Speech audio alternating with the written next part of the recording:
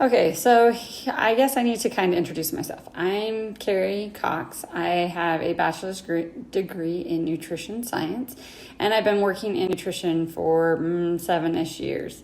I did bodybuilding. I got into a lot of the health stuff due to my own factors. I do carry the BRCA2 gene like my mother that is in this videos. And so I've done a lot of research on what to help support the body, and detoxifying organs are a very big aspect of that. Before I start into this, I'm going to kind of go into what the doctors have told my mom to do, and then kind of them recognizing what she has been able to do with her health. With factors, I did go in and look up some of her paperwork. She did have diagnosed June 2017 on it was July. They went in and they did a laparoscopic removal of the cancer. Then they went back in on 2018.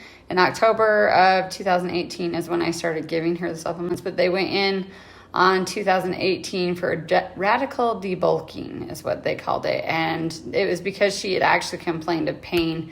I didn't know that before. She didn't even remember that, but they went back in, and then later they went back in January of 2020 and did a comparison, noticing that she did have decreased from prior, and that there was no new cancer that was forming. So I'm going to jump back in this with her. It'll probably be a couple different times we'll do videos on this. So every time I go into him after all the surgeries are over, and I go in and see him about every 6 months, and he says, I always tell every new doctor that comes in, I always tell them about you, because I don't know anyone who's lived this long after having what you have. And I always tell them about you because there's hope. Initially, the first thing he told me after all the surgeries were over, he told me, if I were you, I would not waste time on going back for all the different scans, and every time they panicked and said, you need another surgery, I would avoid as much of that as possible and just go and enjoy your life, because you don't have a lot of time. And that was just how long ago? Enjoy the time you have. That was at least 2 years ago. Maybe a little longer. I'd have to look at the numbers, but I don't need exact. I'm just getting generic. Yeah, it's been over 2 years. And he said that when he tells other doctors that, they say, well, it must have been a misdiagnosis for her to live this long. It's just had to have been something different than what they said it was. And he said, no, that's not true.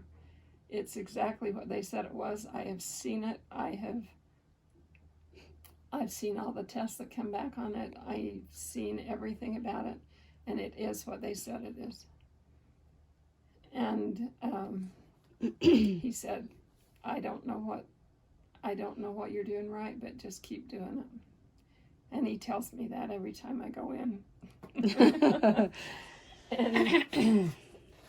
And he always mentions telling it to everyone else, because he feels like whatever I'm doing, it's working. And they did tell me that because I had the genetic... So the whole point of doing these series, I've been asked by many people to share this story because of what I've done with my mother, the fact that she's thriving. Like her doctors even said, he wants everybody to know and to hear what she's doing. The fact that nutritionally supporting her body really helped her in combination with the chemotherapy and what the doctors were doing to make sure that her detoxifying organs could continue to do what they needed to do and function properly. She was able to live. She's thriving still. She was given basically a year. It's been 3-ish since this all started.